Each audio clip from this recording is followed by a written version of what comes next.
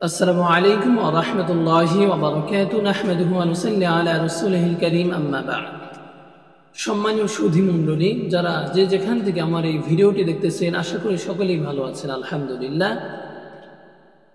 রহমতের মধ্যে সর্বসেরা রহমত কি, সেই বিষয় নিয়ে কিঞ্চিত পরিমাণ আলোকপাতে প্রয়াস চালাব ইনশাআল্লাহ।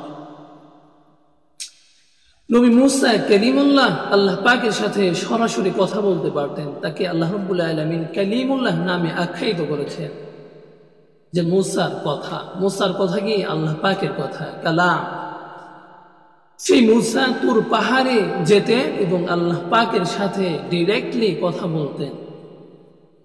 মুসা কালিমুল্লাহ আল্লাহকে বললেন, হে আল্লাহ, আপনি যখন খুশি হন তখন কি করেন?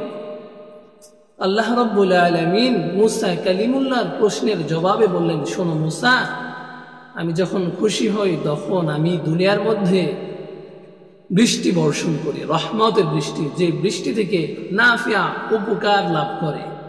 এই উপকার থেকে কথা হচ্ছে, আল্লাহ রাসূল সাল্লাল্লাহু আলাইহি ওয়াসাল্লাম যখন বৃষ্টি হতে দেখতেন তখন তিনি ব্যাকুল হয়ে যাইতেন, না জানি এই বৃষ্টি কবলে পড়ে মক্কা নগরীটা ধ্বংস হয়ে যায়। তিনি দৌড়াদৌড়ি করে মসজিদে চলে যেতেন এবং নামাজে মুসল্লায় দাঁড়িয়ে যেতেন।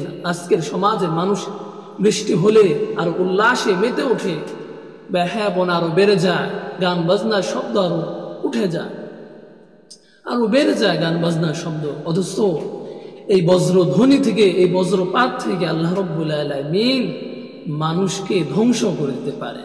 এই বৃষ্টিকে বলা হয়েছে রহমত। অতিবৃষ্টি, অনাবৃষ্টি দুটোই কি গজব। এর জন্য আল্লাহ রাসূল সাল্লাল্লাহু আলাইহি ওয়াসাল্লাম দোয়া করতেন।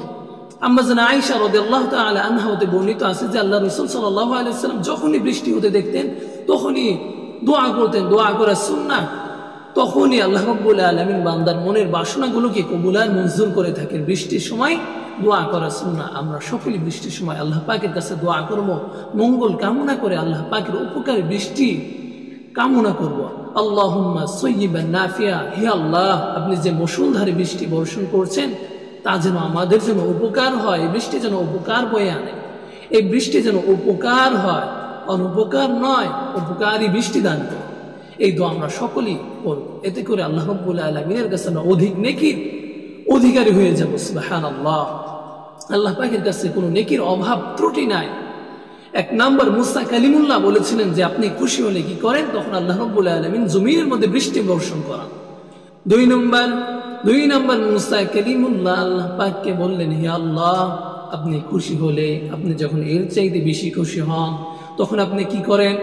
তখন আল্লাহ রাব্বুল আলামিন বললেন, শোনো মুসা, আমি যদি এর চাইতে বেশি খুশি হই তাহলে আমি আমার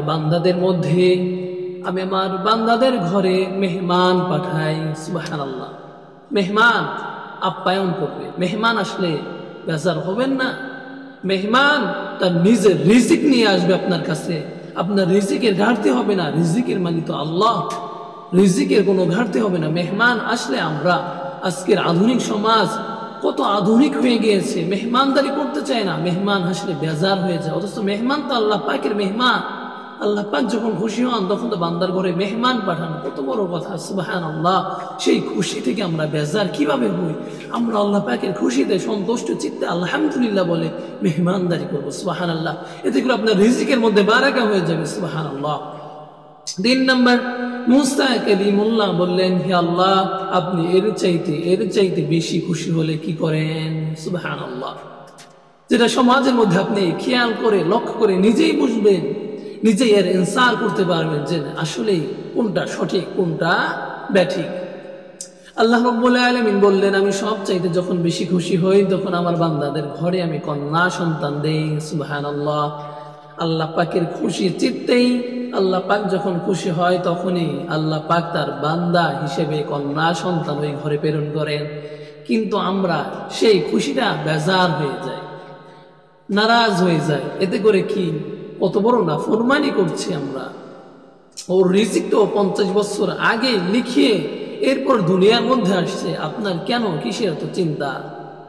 আপনার তো কোনো চিন্তা থাকার কথা নয়। ওর দায়ভার একমাত্র আল্লাহ পাকের কাছে। মানুষ কখনো মানুষকে টেক কেয়ার করে রাখতে পারে না যদি আল্লাহ না চান।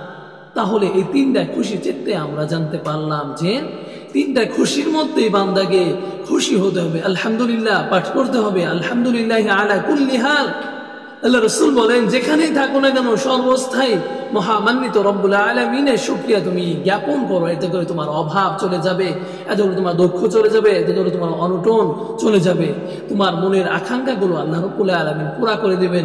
আপনার মনে কি আছে, কি লাগবে, আপনার কোন সন্তান হলে আপনার জন্য উপকারী, নাফিয়া, মঙ্গল, সেটা তো আল্লাহ পাকই ভালো জানেন। সেই জন্য বেশি বেশি শুকরিয়া আদায় করুন, আল্লাহ রব্বুল আলামিন আপনাকে খুশি করে দিবেন।